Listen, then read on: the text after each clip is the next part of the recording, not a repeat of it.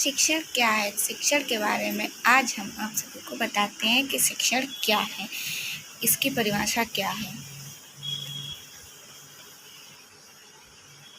तो आइए जानते हैं शिक्षण के बारे में। शिक्षण वह है जो जन्म से मृत्यु तक चलता रहता है।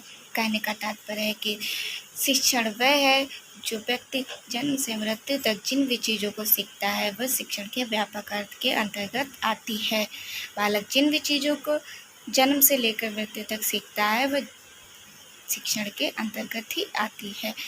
इनकी परिभाषा है बीओ स्मिथ के अनुसार। बीओ स्मिथ क्या कहते हैं, आइए जानते हैं। बीओ स्मिथ कहते हैं कि शिक्षण उद्देश्य केंद्रित प्रक्रिया है। क्या है? शिक्षण एक उद्देश्य केंद्रित प्रक्रिया है। आइए जानते हैं शिक्षण की दूसरी परिभाषा के बारे में। शिक्षण की और क्या परिभाषाएं हैं? हाफ एवं डंकन कहते हैं कि शिक्षण 4 चरणों की प्रक्रिया है: योजना, निर्देशन, मापन, मूल्यांकन। इस परिभाषा का मतलब है कि सबसे पहले हमें योजना तैयार करनी चाहिए, फिर उसका निर्देशन क्या रहना चाहिए, और फिर हम बालकों का मापन कैसे करेंगे, और अंत में उसका मूल्यांकन कैसे किया जाता है। ये है हमारी शिक्षण की परिभाषा। आइए जानते हैं शिक्षण की अवस्थाएं क्या होती हैं। शिक्षण की 3 अवस्थाएं होती हैं: पूर्व क्रियात्मक अवस्था, अंतः क्रियात्मक अवस्था और उत्तर क्रियात्मक अवस्था।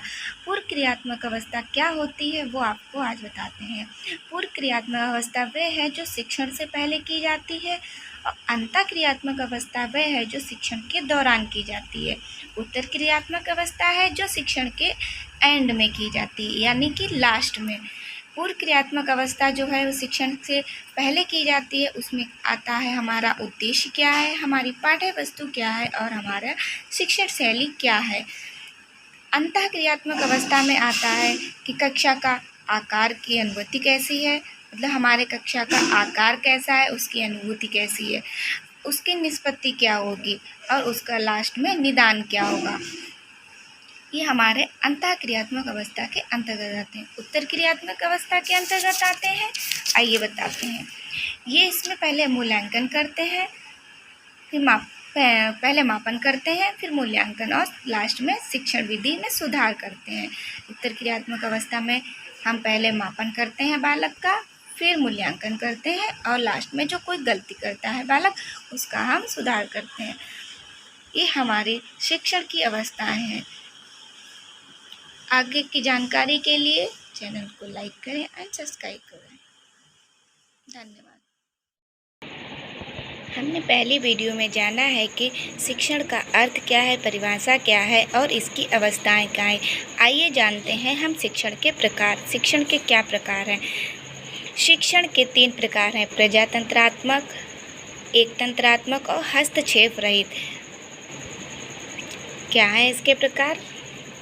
एक तंत्रात्मक, प्रजातंत्रात्मक और हस्तक्षेप रहित। एक तंत्रात्मक में शिक्षक का स्थान मुख्य होता है और बालक का स्थान गौण होता है। इसमें जो शिक्षक है बालक को एक मार्गदर्शन दिखाता है, और प्रजातंत्रात्मक में जो है इसमें शिक्षक है बालक से कुछ क्वेश्चन करता है जिनका उत्तर पाने के लिए बालकों को आपस में बातचीत करने का मौका देता है। ये हमारा प्रजातंत्रात्मक शिक्षण के अंतर्गत आता है सबसे सरल भाषा में।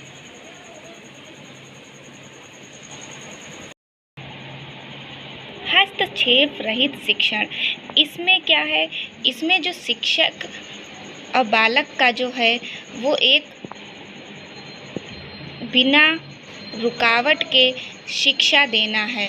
इसमें जो बालक है वो बाधा मुक्त होकर शिक्षा लेता है, यानी बाधा मुक्त होकर शिक्षण ग्रहण करता है।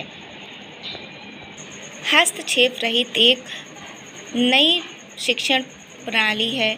इसमें बालक बिना बाधा मुक्त होकर शिक्षा लेता है। ये हमारे शिक्षण के प्रकार हैं। आइए जानते हैं शिक्षण की विशेषताएं क्या हैं। शिक्षण की विशेषता: शिक्षण है एक उद्देश्य केंद्रित प्रक्रिया है। शिक्षण क्या है? विकासात्मक है। शिक्षण एक उपचार विधि है, यानी कि शिक्षण एक उपचार विधि कैसी है? अगर इसमें कोई बालक को दिक्कत आती है तो उसमें शिक्षक उसका उपचार करता है। जैसे कि अगर कोई गलती है तो उसमें शिक्षक अपने शिक्षा के देकर बालक की त्रुटियों का सही करता है। शिक्षण एक व्यावसायिक है।